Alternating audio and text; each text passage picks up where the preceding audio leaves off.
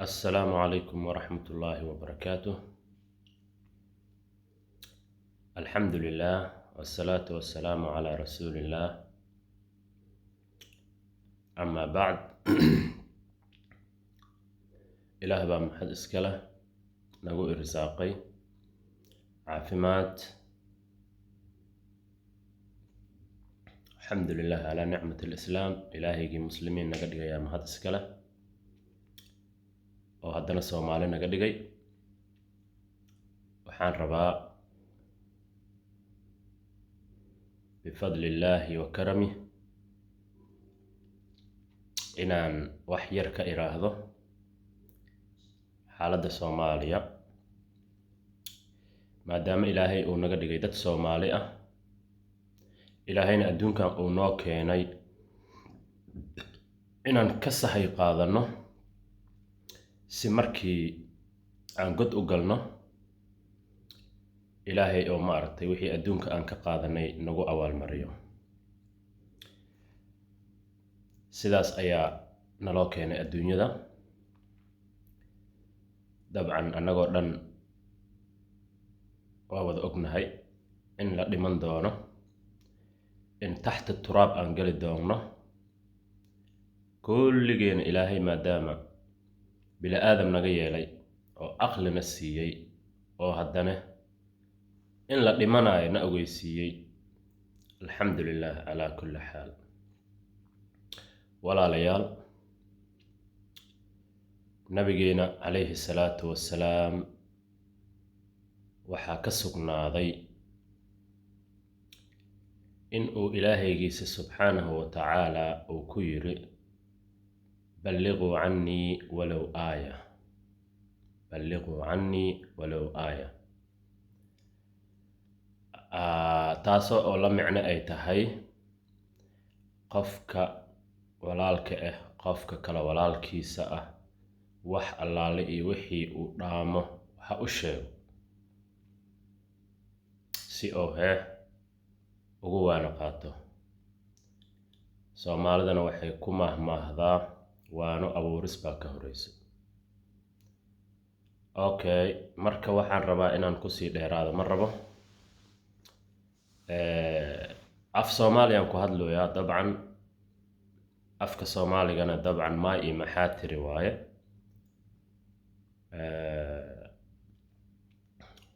dabcan ninka maayga yaqaana maxaa tiri waa yaqaana, ninka maxaa tirigana yaqaano maaygana waa yaqaana. waa Ilaahay mahadiis waaye. sidoo kale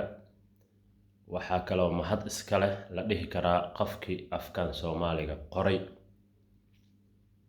abaal Allah ka mariyo, Allah ka abaal siiyo.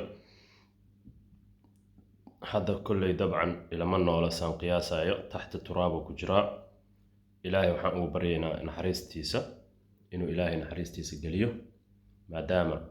intaasoo malaayiin oo Soomaali ah afka Soomaaliga maanta asiga fadligiisa ku barteen. yani waa in loo waa in loo mahdiyaa uu mudan yahay. man laa yashkuri nnaasa laa yashkuri illah. waa mahadsan yahay ninkaas afka Soomaaliga qoray.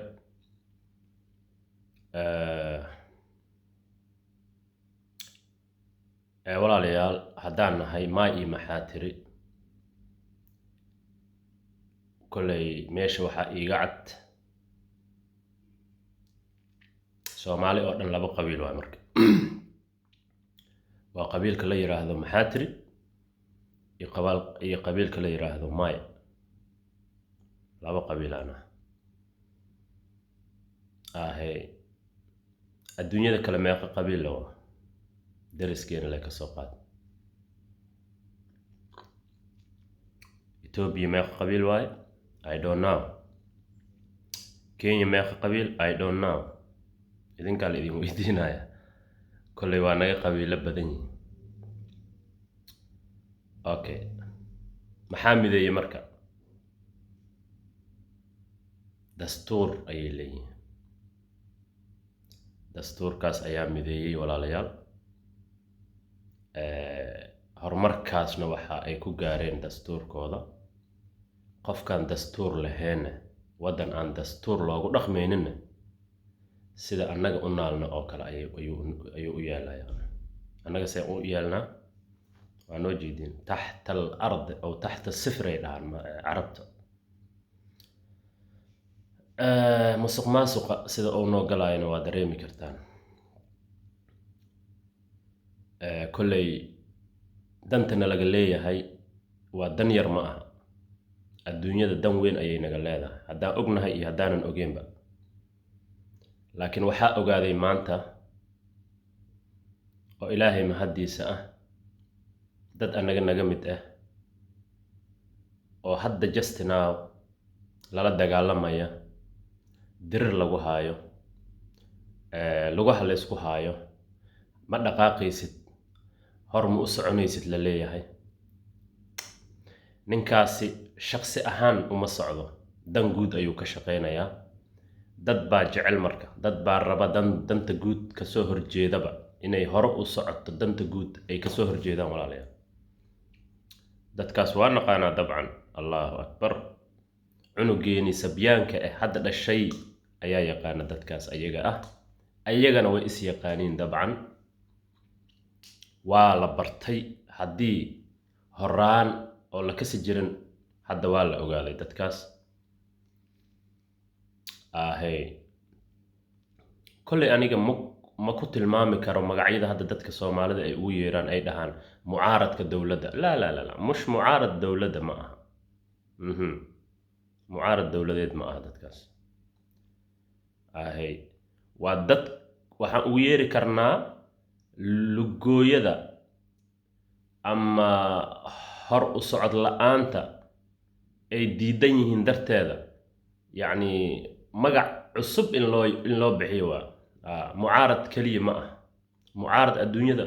dawladda mucaarad lahayn mal walaalayaal sawma marka waxaan rabaa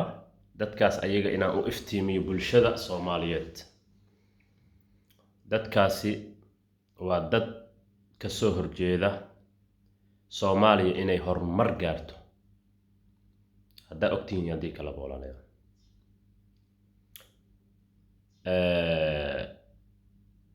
dadkaas waa la soo adeegsaday sidii hore idinku sheegay kolley mar walbana waa ku celcelinaya dadkaasi waa fahmi kartaan diyaaradda ay raacayaan wadamada ay isku gooshaan qarashaadka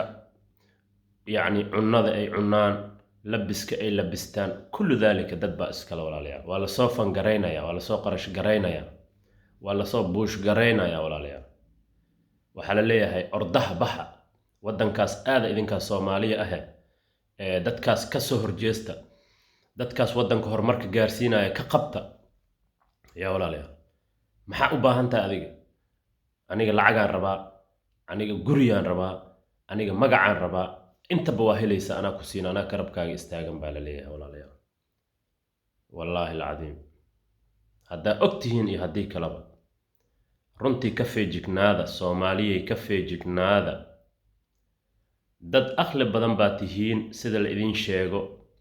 oo adduunyada oo dhan idinku faanto haddana saas ay tahay waddankiina waa burbursan yahay oo aqliyaa leedihiin haddii la idin dhaho ma aqligiina ma waxa weeye in waddankiina burburisaan miya aqli ku leedihiin may aqli ma lihin haddaan aqli leenahay waddankiina ma burburin lahayn runtii ahey qofka aqliga leh shacabka aqliga leh waa shacabka hormariya danta guud hormariya kaas ayaa aqli badan walaalayaal annaga maxaa noo diiday danta guud inaan horumarino walaalayaal why inna lillahi wa inna ilayhi raaji'uun walaalayaal Soomaaliya inna lillahi wa inna ilayhi raaji'uun mar walba in la dhaho waa because hoog iyo halaag baa ku dhacay min laga soo bilaago 91 ilaa iyo abtina walaalayaal inna lillahi wa inna ilayhi raaji'uun qofkii laga dhinto oo geerida loo soo sheego ayuu ku dhawaaqaa ereygaas inna lillahi wa inna ilayhi raaji'uun geerida waa xaq walaalayaal naf walba yoomkeeda ayay baxaysaa oo dhimanaysaa laakiin waxaad ogaatiin waddankeena inaa annaga gacanteena ku burburinayno dadkeena inaa gacmaheena ku laaynayno inkastoo qadarta aan aaminsannahay haddana walaalayaal ilaahay wuxuu yidhi dadaala anigana garabkiina ayaan ahaanaya annaga dadaalkii ma hayno maxaan ku dadaalaynaa inaa isdilnaa ma inaa waddan burburinaa may taas dadaal ma noqonayso dadaal waxaa la dhahaa inaa keeni gardaran gacmaha la qabto walaalayaal keena saxanna in loo sacbatumo oo la dhiirageliyo waa fiican tahay shaqo wacan baa wadaaye garabkaaga allah galo in loo dhaho loo duceeyaa la rabaa walaalayaal marka walaalayaalow dowladdeena Soomaaliya aad iyo aad bay u tabar daran tahay waa la soconaa waa ognahay walaalayaal ilaahay waxaan ka baryaa marka dowladda hadda madaxweyne Farmaajo xukuma inuu ilaahay xoojiyo dadka marka oo dowladda u shaqeeya marka oo shacabka u shaqeeyaan kabada ilaan dowladda shacabkay u shaqeysaa Soomaa laga soo bilaabo madaxweyne ra'iisul wasaare gudoomiye baarlamaan gudoomiyaha gobolka Banaadir madax goboleedyada aniga dowlad goboleedyada aan dhaho dowlad goboleedyada mushkila inkastoo aan ka soo horjeedo maamul goboleedyada inaan dhahaan rabaa maamul goboleedyada ku fiican ereyga saas waa saxda marka dadkaas oo dhan waxa loo idmaday marka maxay tahay inay bulshadooda horumariyaan inuu waddanka ay horumariyaan marka maadaama dadka ayaga kii waddankaasi ugu talagalay inuu hoos u dhigayo walaalayaal maxaan leenahay waa ka soo horjeesanaynaa af iyo xoogba wixii la isku geen karaa la isku geenaa ninkaas Sooma sidii xilka loogu qaadi lahaa sidii ilaan wax sheek uma yaala ninka noocaas oo kale wax sheek wax kuma laha wala ila fahma ujeedkayga maanta qof bila aadan baan ahay ilaahayna wuxuu ii abuuray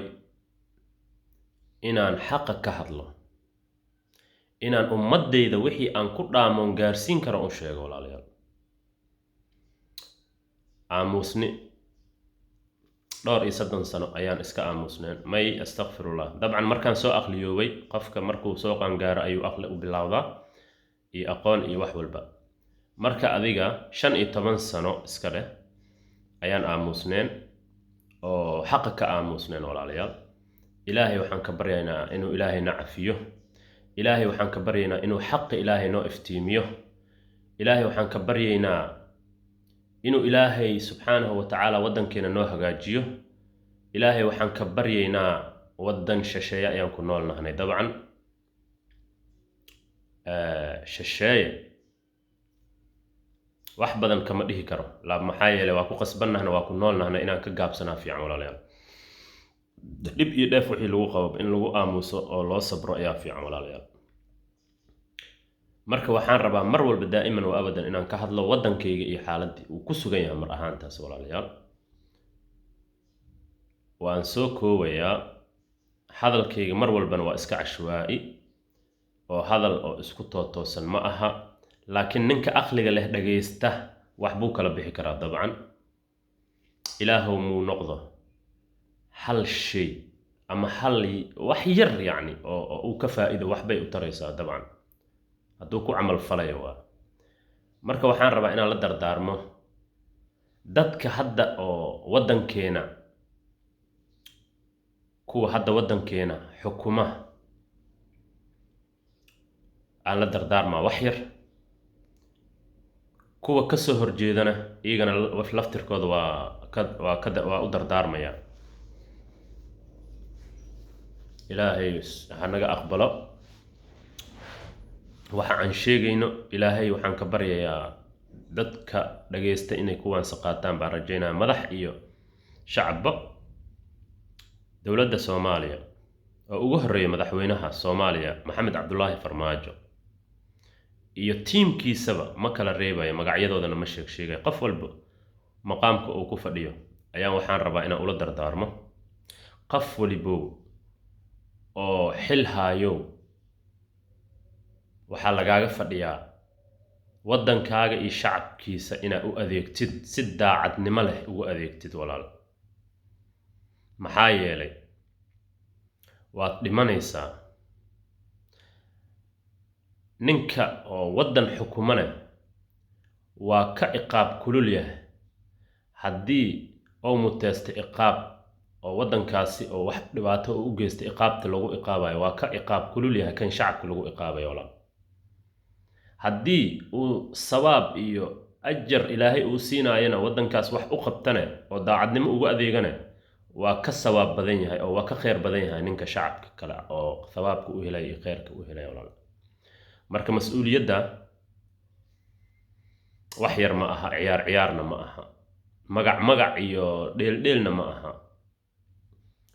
lacag iyo la hela ma aha adduun waxba ma aha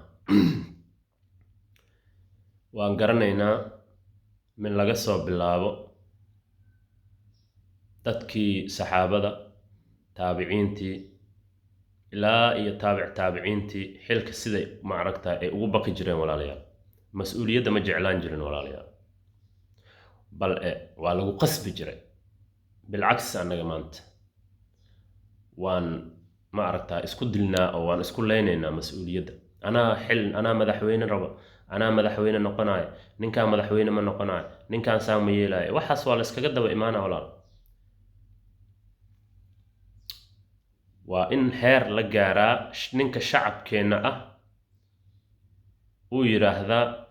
keeni aniga oo dhahayo madaxweynaan rabaa uu dhahayaba inaan madaxweyne laga dhiginba ninka issoo sharaxayana madaxweyne inaan loo dooraninba walaalayaal kan madaxtinimada ka cabsanaya dhahaya aniga mas'uuliyad ma xambaari kari kaasaa mudan in Soomaaliya loo dhiibo maanta maba jira umaleynaaba hadduu jirane isma soo shaac bixinayo wuu baqayaa cadaabta ilaahay ayuu ka baqayaa marka maxaan leenahay qofka ilaahay cadaabkiisa ka baqi waaya yacni waa qof u bareeray inuu ilaahay iqaabtiisa waxba ma aragtaay careless ka noqdo yani I don't care adduunka intaan ku noolahay magac aan yeeshto maal aan yeeshto ha layga sheekeeyo hebel ha lay dhaho ma waa u bareeray waxba igama gelinoo taagan yahay yani haddaan dhinto wixii aan la kulmaayo yaa og god hoostiisaan ku jiraa u taagan yahay ilaahay subxaanahu watacaala marka waxaan leeyahay dadka madaxda noo ah ilaahay ha idinla garab galo xilka aad noo haysaan xaqana allah idin waafajiyo meesha ayaa idinkaga baxaya waxaan rabaa inaa igana dardaaranka yar aan siiyo dadkan oo siyaasiyiinta isku sheegayo oo magaca loogu yeerayo maanta mucaaradka dowladda la leeyahay ana waxaan ugu magacaabi lahaa xaasidiinta Soomaaliya la soo adeegsado waxaan ugu baaqi lahaa ama aan ula dardaarmi lahaa intay goori goor tahay kawaantooba waxa aad maanta wadiin oo dulmi ah oo burbur ah oo halaag ah oo qurunka ah kawaantooba walaalayaal maxaa yeelay waad dhimanaysaan iqaab allah idinku dhacayso caro allah hadda idinku socoto waddan dhan oo shucuub malaayiin ku nool 20 shakhsi oo magaca Soomaaliya maanta ku yeeshay inay burburiyaan walaalayaal wax aan u dulqaadan karna ma aha wax aan yeeli karnana ma aha shacabka Soomaaliyeed waa shacab aqli badan hadduu 20 sano dabaal iyo doqon u ahaa wuxuu qiimeynaya intaasba hal ninoo daacad ah oo madax ah inuu helo alxamdulillah bifadlihi ilaahay subxaanahu watacaala mahad iskale maanta shakhsi daacad ah waan haysanaa iyo dadka tiimkiisa la shaqeeyo daacad ka ahna waan haysanaa maanta dowladda waxa ka shaqeeya kulli qabiilada Soomaaliya oo dhan way ku wada jiraan kulligoodana waxay heshiis ku yihiin inay dowladooda iyo shacabkooda horumarstaan ayaga idinka badan shacabkooda garab istaagan yihiin idinka yaa idinka soo hor kulligiina mucaarada la idinku yahay walaalayaal hadda ogtihiin haddii kalaba ma rabo inaan videogan zaa'id u sii dheeraado insha Allah kulanka dambe aan rabaa inaan si fiican uga hadlo mucaaradka iyo axwaashiisa waliba mucaaradkan ku bilaaban doonaa ku furfuran doonaa min daqiiqada ugu horeyso waxaan ku bilaabi doonaa videoga dambe aan soo duubi doono daqiiqada ugu horeyso mucaaradkan ka bilaabaya iyo axwaashiisa iyo xaaladiisa walaalayaal codkaygana waxaan ogahay adduunyada meesha ugu fog iyo inuu ku soo gaari doono adiga hadda mucaaradka aad tahay codkayga wuu ku soo gaari doonaa waadna dhageysan doontaa shacabkana maanta waxaan ka rajaynayaa oon ka codsanayaa videoga markaad dhammaysatid codkayga aad dhammaysatid walaal waa baryo min fadlak wa ixsaanak sii sheer garay walaalaha Soomaaliyeed si uu u gaaro videogan ay ugu faa'iideystaan walaal macaan mahadsanid السلام عليكم ورحمة الله وبركاته